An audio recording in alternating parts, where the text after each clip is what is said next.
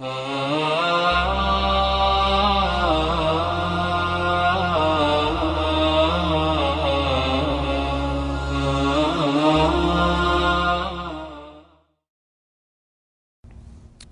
alaikum wa rahmatullah, Quran Weekly. This quick reminder is in regards to a popular question, what Islam has to say about converting others to Islam. I'd like to put this into perspective by reminding you that the Quranic term, the fundamental term that keeps coming up, even as a base core definition of the Quran, is the term dhikr, tadhkira, dhikra, a reminder. And Islamic theology essentially looks at the human being as a creation that was given the innate knowledge of the existence and the rights of his or her creator. So we were born with this innate knowledge. And over time we forget, we get indulged into things in life and we kind of forget the purpose for which we were created. And at the end of it all, messengers are sent to remind us what we have forgotten about our own selves. So in a sense, it's bringing us to what we are supposed to be, what we were supposed to have known all along. And so messengers, their fundamental role is to remind people. The messenger himself, sallallahu alaihi wasallam, the final messenger, Muhammad, when he was delivering his message, there were people that found his message appealing, that were immediately attracted to it and listened to it and were willing to sacrifice pretty much all of the norms of their life to now accept this message, because it wasn't an easy thing to do. At the same time, there were people who first didn't think much of that message, didn't pay much attention. There were those who, from the very first time they heard it, they were completely averse to it, they couldn't stand it, and their aversion and their animosity only increased over time.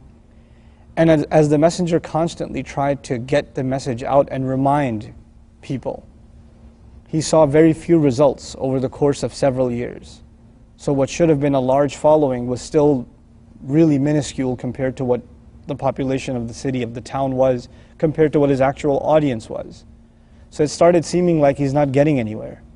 And at this occasion, Allah tells him a very important reminder. He tells him, فَذَكِّرْ إِنَّمَا أَنْتَ مُذَكِّرْ. It's a very powerful statement in the Quran. Remind. He didn't even say remind them, فَذَكِّرْهُمْ. Just remind. In other words, by not even mentioning them in the statement, he says then remind. You know what that does? It makes you unconcerned about what happens with them. That's not your job. Your job isn't to save anyone. They have responsibility for themselves. In another place, for example, before I finish this ayah, Allah says, وَقُلِ الْحَقُّ مِنْ رَبِّكُمْ فَمَنْ شَاءَ فَلْيُؤْمِنْ وَمَنْ شَاءَ فَلْيَكْفُرْ. Tell them the truth is from your master. Whoever wants, they can accept, they can believe. Whoever wants, they can disbelieve. It's your call. In the end, you have to make that decision. The job of a messenger is to remind, but since the messenger knows for a fact what is going to happen to these people if they don't take benefit of this reminder, what is ahead of them, he starts worrying about them. He starts becoming more and more desperate in trying to get, how can I convince you that what I'm trying to tell you is not for me, it's for you, it's for your good. And so obviously when people try to see someone trying to convince them constantly, over and over again, to try to sell them something, you know the first assumption a person has? The one trying to convince me of something has some ulterior motive, they have an agenda. It's something they want out of me. Why are they making this sale to me? Why are they making this pitch to me so badly? They're desperate to get, there's something behind it. This can't be about me, this has to be about them. So allegations came to messengers about them pursuing power, them wanting some kind of reward. And so messengers would constantly declare, throughout history, and Quran records similar quotes from different messengers. مَا أَسْأَلُكُمْ عَلَيْهِ أَجْرٌ. I'm not asking you for any compensation. I'm not asking you, for your wealth, for your money. I'm not asking for any of these things. So, in ajri illa ala Allah, my reward lies only with Allah. It's nowhere else. I'm not looking for any other compensation in any way, shape, or form. So now when the messengers did that, they're not asking for a compensation, they're just delivering this message, no strings attached, and the idea is it's something for you, not even for me. It's something that will sort your relationship out with the one who created you. And still they didn't see a response from so many people. They would start worrying to death. And one of the things that would happen is they would start thinking, some of them, including our messenger, maybe I'm not doing my part. Maybe I'm not doing enough. Maybe, something's missing in me because they keep pointing out flaws in me. Maybe I haven't done enough. And then Allah comes to the aid of His messengers. And He tells them, no, there's nothing wrong with you. إِنَّكَ لَعَلَى خُلُقٍ عَظِيمٍ. You're on an incredible character. You don't have to worry about anything. There's nothing wrong with you. someone who took this incredible reminder from an incredible character like you and they couldn't benefit from that, clearly the wrong is on their side. The wrong is on their side. So you don't have to worry yourself. And the messenger would worry himself so much that Allah mentions in Surah Al-Kahf, He says, فَلَعَلَّكَ بَاخِعٌ نَفْسَكَ عَلَىٰ أَثَارِهِمْ. Are you going to kill yourself with grief? Are you going to really literally destroy yourself because of the consequences of their disbelief? إِلَّمْ يُؤْمِنُوا بِهَذَا الْحَدِيثِ أَسَفًا. If they don't believe in this speech out of grief for them, is that what you're going to do? So Allah basically tells them, don't worry about it. Here He says, فَذَكِّرْ. You just remind, tunnel vision. Your job is to remind, not to convert, not to see results, not to see people accept Islam and enter into the religion in folds. That's none of you. You have nothing to do with that stuff. In Ali Imran, the messenger got really upset at one point with the Quraysh.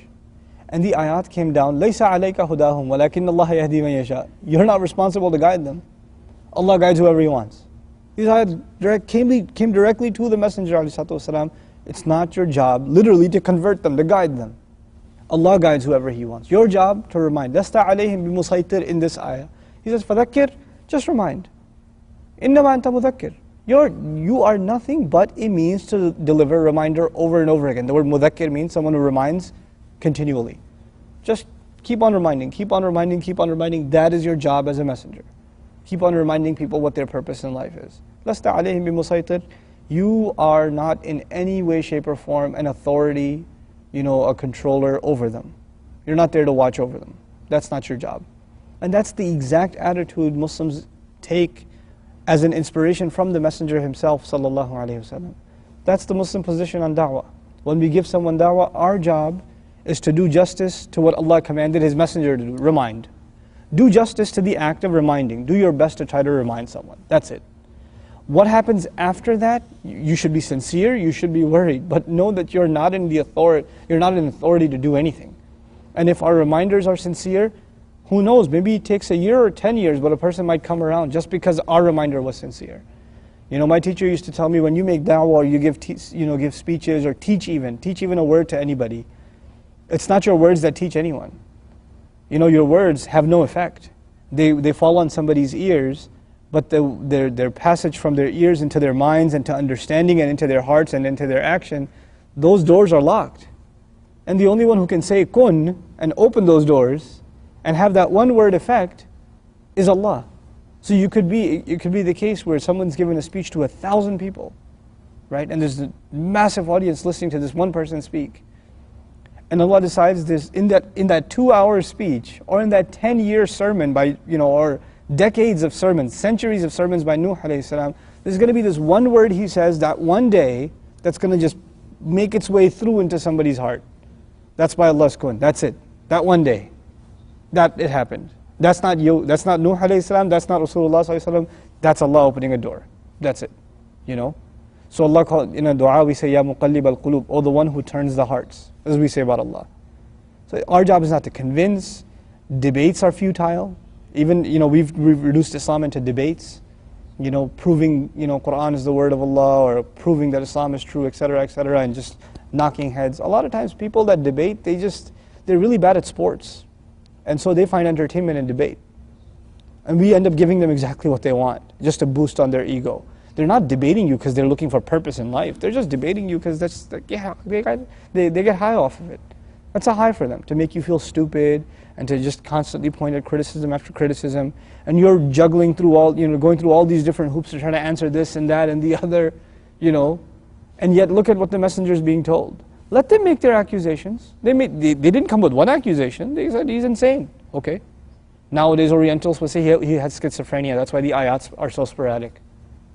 What's so different? It's the same thing. Then they said, he just wants leadership in our town. And now they said he had political motives. There's a PhD paper written about the political motives of Muhammad, right? So, how is it any different? It's the same thing. But through all of this, instead of busying himself convincing people, no, I'm not insane. No, I'm not after your money. No, this is not my agenda. That's not my agenda. You just keep on reminding. And actually, it's Allah who came to the aid of His Messenger. He told the Messenger himself, "Ma anta bi ni'mati rabbika bi majnoon." You're not insane at all. It doesn't matter what the entire world says, I'm telling you, Allah is telling you, you're not insane, now you don't have to worry about what they say. And what's awesome is in the same surah where he began with مَا أَنْتَ بِنِعْمَةِ رَبِّكَ بِمَجْنُونَ, at the end of that surah he says وَيَقُولُونَ إِنَّهُ لَمَجْنُونَ. They say that for sure he's insane. By the time you get to the end of that surah, it's like the beginning. Allah already told them, you're not insane, don't worry about it. By the time you get to the end of that surah, those words don't even carry any weight anymore. Those words are no longer hurtful for the messenger. Let him say it. You already know you're not. You've already been told by Allah you're not. So that's our attitude towards converting others. Our job is not to convert anyone. Our job is to deliver a message and do justice to delivering it the way the messenger delivered it. I'll just say one last thing about delivering the message of Islam, because I think we take a very shallow, simplistic kind of look at this issue of how to deliver the message of Islam. One of the most fundamental ingredients in the messenger's da'wah, in the messenger inviting people to Islam, what gave it strength was his character. He had legitimacy, he had credibility, he was known as the honest, the truthful, he had intelligence, he had credence within the community, he was known as someone people can rely on.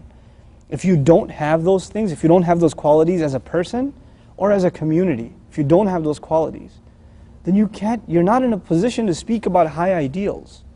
It's like the guy who comes late at work every day and he's giving a lecture about punctuality. It doesn't carry any weight. It means nothing. It's pointless. And it's actually a joke. It's a mockery. You are the last person that should be talking about higher ideals. If Islam is a call to your purpose in life, part of that is justice and ethics and morality and concern for humanity. If we display none of these things, we're the last people to show patience, we're the last to control our tongues, we're the last to, these basic human qualities that any human being can appreciate. The messenger had qualities that even the kuffar appreciated, right, before Islam. Before any teachings came that you have to be this way or that way, he had universally good qualities. These are qualities that you don't have to be Muslim to appreciate. If we don't have those qualities, forget da'wah. What da'wah are you making? You don't possess the basic ingredients to be able to deliver this message. So I pray that we're able to understand what it means to deliver this message, and are able to understand that our job isn't to convert, but to remind and fulfill the prerequisites of what it means to become a person who delivers reminder. May Allah make all of us in the ummah deliverers of reminder, and do justice to the sunnah of the messenger sallallahu alaihi wasallam. Barakallahu li wa lakum. Assalamu alaikum. Quran Weekly. Thing on? Ready to roll? Just do some sound test. Sound test. Do some sound test. Say something.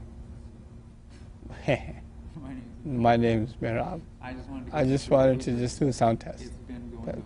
Yeah, it has? Okay, it's nice. Yeah. I'm not going to tell Quran Weekly what you told me before. So, we'll start, inshallah. Get in the zone,